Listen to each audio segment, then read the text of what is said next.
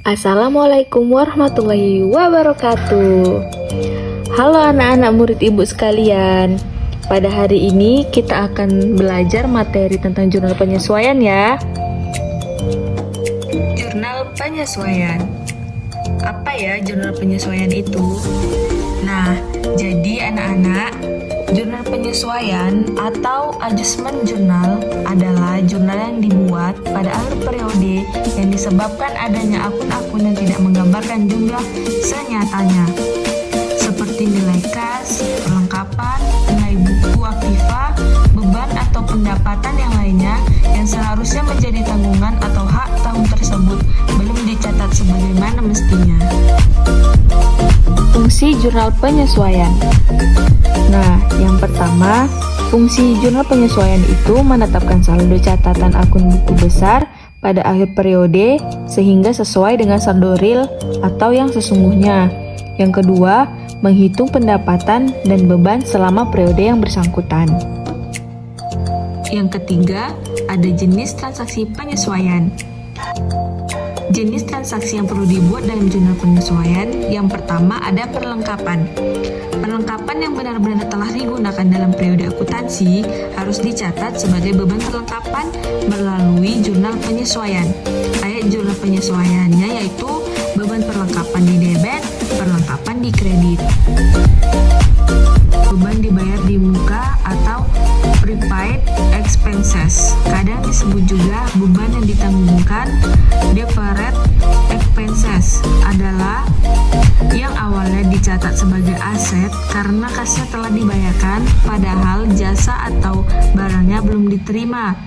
Kemudian aset ini berubah menjadi beban seiring dengan berlalunya waktu atau melalui operasi normal usaha. Ayat jurnal penyesuaiannya. Nah, yang ketiga ada penghasilan diterima di muka.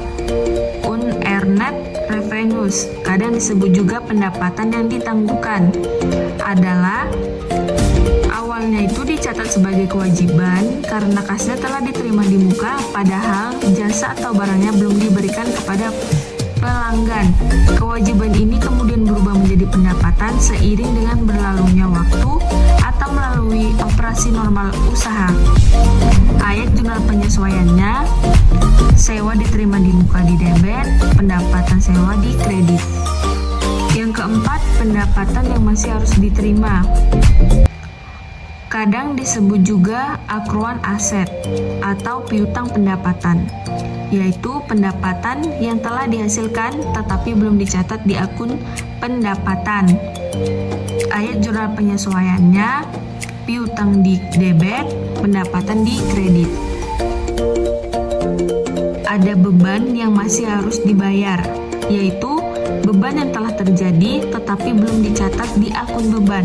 Contohnya adalah utang gaji kepada karyawan pada akhir periode.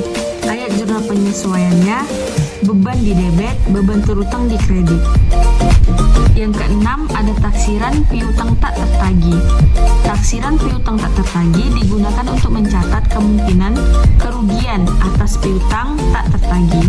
Ayat jurnal penyesuaiannya, beban kerugian piutang di debit, piutang dagang di kredit. Nah, yang ketujuh ada penyusutan aktiva tetap.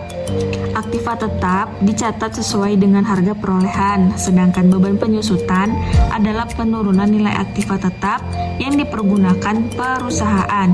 Penyusutan biasanya dilakukan setiap akhir periode melalui jurnal penyesuaian. Ayat jurnal penyesuaiannya yaitu penyusutan di debit, akumulasi penyusutannya di kredit. Sekian video pembelajaran dari saya.